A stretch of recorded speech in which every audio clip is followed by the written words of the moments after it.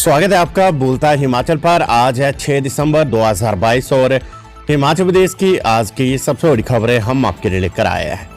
हमेशा की तरह आप इस वीडियो को लाइक कर दीजिएगा। चैनल पर नहीं जुड़े चैनल को आप सब्सक्राइब जरूर करें। पेश है आज की सबसे बड़ी खबरें। नई सरकार आते ही लेना होगा लोन, 2700 करोड़ लिमिट बकाया। हिमाचल में 8 दिसंबर को मतगणना के बाद आने वाली नई सरकार को आते ही लोन उठाने का फैसला लेना होगा। इसकी वजह यह कि दिसंबर महीने के लिए 2700 करोड़ लोन लेने की लिमिट बकाया बची है और सरकार को भी अपना काम चलाने के लिए पैसों की जरूरत है। यही वजह कि नई सरकार आते ही इस बारे में फैसला लेगी। दरअसल भारत सरकार ने इस साल का 31 दिसंबर के लिए 9700 करोड़ की लोन लिमिट स्वीकृत की और इसमें से 7000 करोड़ राज्य ले चुका है। अब 31 दिसंबर से पहले 2700 करोड़ में से लोन लिया जा सकता है। यही वजह कि 8 दिसंबर को नई सरकार के सामने आने के बाद लोन लेने का फैसला उठाना होगा। इसके बाद जनवरी से मार्च तक इस साल की आखिरी तिमाही के लिए भारत सरकार से लोन की अलग से अनुमति आएगी। इन तीनों महीने के समय में भी राज्य सरकार को करीब 2700 करोड़ रुपए लोन और लेना होगा, तभी नई सरकार की नई कैबिनेट लोगों को खुश करने का फैसला ले पाएगी। स्कूटी पर ढो दिया 26 टन, सरकारी राशन विभाग की कार्यप्रणाली पर सवाल। जिला सिरमौर में सिविल सप्लाई कॉरपोरेशन के माध्यम से सप्लाई किए जा रहे राशन में गोलमाल का मामला सामने आया है। जिला में सरकारी राशन की सप्लाई को लेकर करोड़ों के घोटाले की आरटीआई में पुष्टि हुई है। मामला नाहन मंगला गुड्स कैरियर का है, जिनके द्वारा 26 टन सरकारी राशन कालाम से हरिपुरधार सिविल सप्लाई के गोदाम तक स्कूटी में ढो दिया गया है। मामला मई, जुलाई और अक्टूबर 2020 का है, जिसमें गाड़ी रजिस्ट्रेशन नंबर SP18A8505 के साथ 3 चालान और बिल्टी दिखाई गई है। खाद्य एवं आपूर्ति निगम के निदेशक केसी चमन ने बताया कि वे अभी फिलहाल छुट्टी पर है। उनकी जगह 4 देख रहे IAS विवेक भाटिया का कहना है कि मामला गंभीर है तथा इस विषय की जांच की जाएगी। नकली दवाओं के उत्पादन पर रोक का प्लान बताए सरकार, हाईकोर्ट ने मांगा शपथ पत्र। हिमाचल प्रदेश हाईकोर्ट ने हिमाचल के बद्दी में नकली दवाओं की कंपनी व गोदामों से अवैध दवाओं का जखीरा पकड़ने के मामले में स्वास्थ्य सचिव और राज्य ड्रग कंट्रोल को संयुक्त शपथ पत्र दाखिल करने के आदेश जारी किए हैं। मुख्य न्यायाधीश साजमल सईद और न्यायाधीश जोश नरिवाल दुआ की खंडपीठ ने सरकार से पूछा कि उन्होंने नकली दवाओं के उत्पादन को रोकने के लिए अभी तक क्या कदम उठाए हैं और भविष्य में इसे रोकने के लिए उनकी क्या योजना है। हाईकोर्ट ने इस मामले में स्वतः संज्ञान लिया है। खबर कर्मचारी चयन आयोग से पशु चिकित्सा, फार्मासिस्ट, लॉ ऑफिसर और वर्कशॉप इंस्ट्रक्टर के परिणाम घोषित। हिमाचल प्रदेश कर्मचारी चयन आयोग ने अनुबंध आधार पर भरे जाने वाले पोस्ट कोड 958 पशु चिकित्सा फार्मासिस्ट के 188 पदों के लिए ली गई परीक्षा का परिणाम घोषित कर दिया है।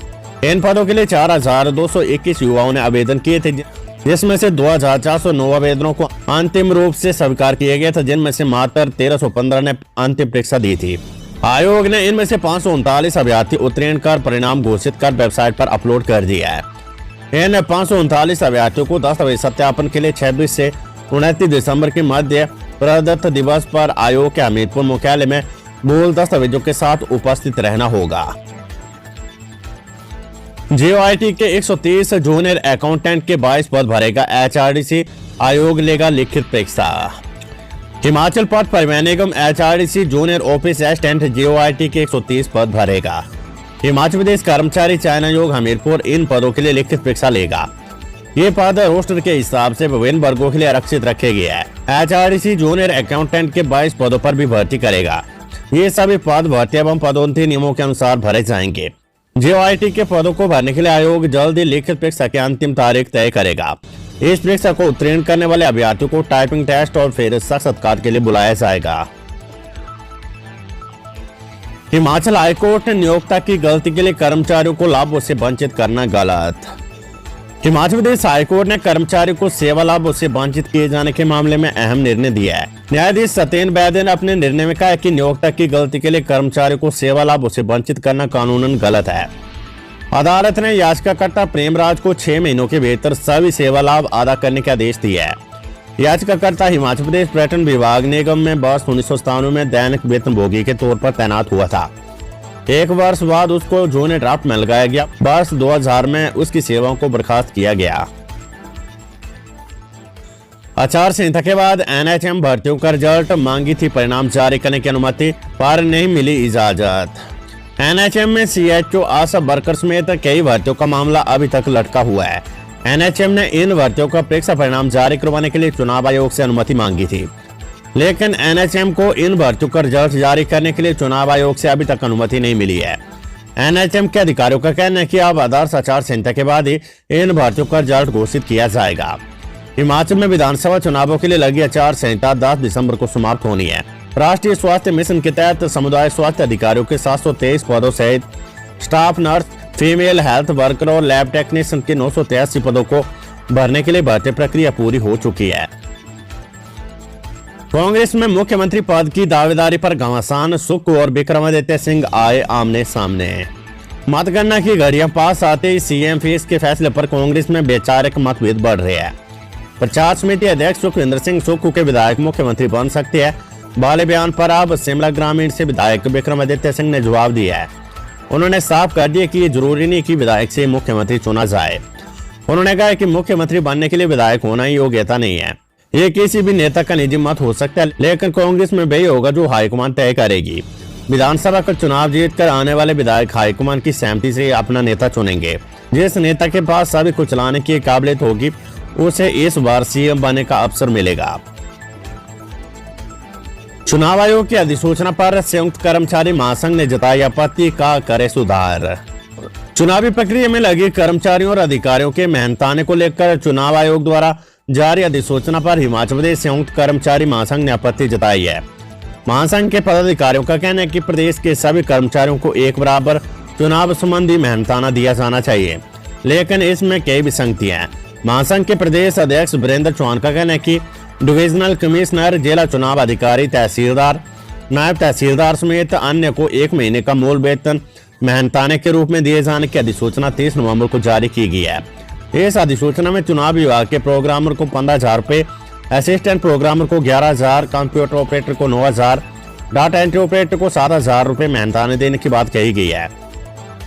दूसरी ओर चुनाव प्रक्रिया को धरातल पर अमली जामा पहनाने वाले टीम में प्रिजाइडिंग ऑफिसर और काउंटिंग सुपरवाइजर को 350 रुपए प्रतिदिन और पोलिंग ऑफिसर और असिस्टेंट काउंटिंग सुपरवाइजर को 250 रुपए प्रतिदिन देने की अधिसूचना जारी की है, जो तर्कसंगत नहीं है।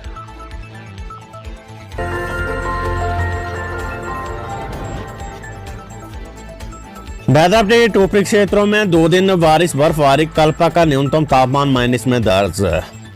हिमाचल प्रदेश के मध्य और उस पर्वतीय भागों में 2 दिन बारिश बर्फबारी की संभावना है।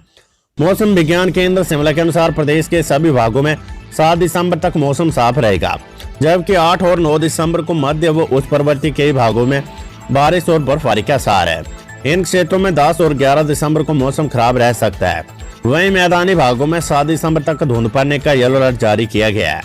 8 दिसंबर को हिमाचल प्रदेश विधानसभा चुनाव के नतीजे भी आएंगे। ऐसे में मौसम चुनावी नतीजों के जश्न में खलल डाल सकता है। हिमाचल के होटल 8 दिसंबर तक फुल विंटर सीजन की शुरुआत में 70% एडवांस बुकिंग। हिमाचल प्रदेश में विंटर सीजन में दिल्ली और पंजाब के टूरिस्ट काफी ज्यादा आ रहे हैं। लोगों ने राजधानी शिमला के होटलों में 8 दिसंबर तक 70% तक बुकिंग एडवांस करवा ली है। वहीं शिमला के साथ कुल्लू मनाली और प्रदेश के अन्य होटलों में पर्यटकों की आमद दिनों दिन बढ़ती जा रही है।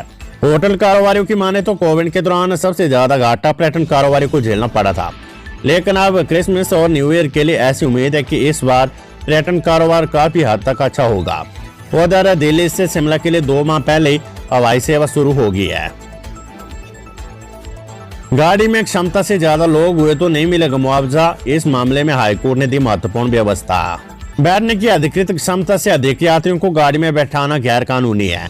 हाईकोर्ट ने कहा कि ऐसे वाहन के दुर्घटनाग्रस्त होने से बेवजह और क्षमता से अधिक बैठे पीड़ित अथवा उनके आश्रितों को बीमा कंपनी से कोई मुआवजा नहीं मिलेगा। हाईकोर्ट ने ICICI Lombard general insurance company की अपीलों को स्वीकार करते हुए कहा है कि कोई भी कार्य जो गैर कानूनी हो उसे वैधानिक प्रावधान की आड़ में कानूनी नहीं बनाया जा सकता है। सर्वे रिपोर्ट के आधार पर दोबारा सत्ता में आ रही है भाजपा, मुख्यमंत्री जयराम ठाकुर। फरीदी गृह बिलासपुर पहुंचे मुख्यमंत्री जयराम ठाकुर का भाजपा नेताओं और कार्यकर्ताओं ने स्वागत किया, जिसके बाद पत्रकारों से बातचीत करते हुए मुख्यमंत्री जयराम ठाकुर ने कहा कि इस बार हिमाचल प्रदेश में रिकॉर्ड तोड़ मतदान हुआ है। इसके साथ ही सर्वे की रिपोर्ट के आधार पर भी दोबारा सत्ता में आ रहे हैं। भाजपा अदला बदली का रिवाज बदलते हुए पूर्ण बहुमत के साथ सरकार बना रही है। शादी के 2 माह बाद पत्नी की हत्या कर आरोपी फरार, चादर में लपेटकर बाथरूम में छिपा दिया सब। हिमाचल प्रदेश के कुल्लू जिले के भुंतर में शादी के 2 महीनों के बाद ही पत्नी की हत्या करने के बाद आरोपी पति मौके से फरार हो गया है। आरोपी ने हत्या करने के बाद पत्नी का शव चादर में लपेटकर बाथरूम में छिपा दिया था। दुर्गंध आने पर मकान मालिक ने इसकी सूचना पुलिस को दी। शव काफी गल सड़ चुका है, गले पर घोटने के निशान पाए गए। पुलिस ने FSL टीम को बुलाकर घटनास्थल का निरीक्षण किया है। पुलिस से मिली जानकारी के मुताबिक दोनों की शादी 2 महीने पहले हुई थी। मृतक महिला की पहचान अविनाश कौर, उम्र 30, निवासी राजपुरा, पंजाब के रूप में हुई है। आरोपी जय सिंह भुंतर में गारमेंट्स की दुकान में काम करता था।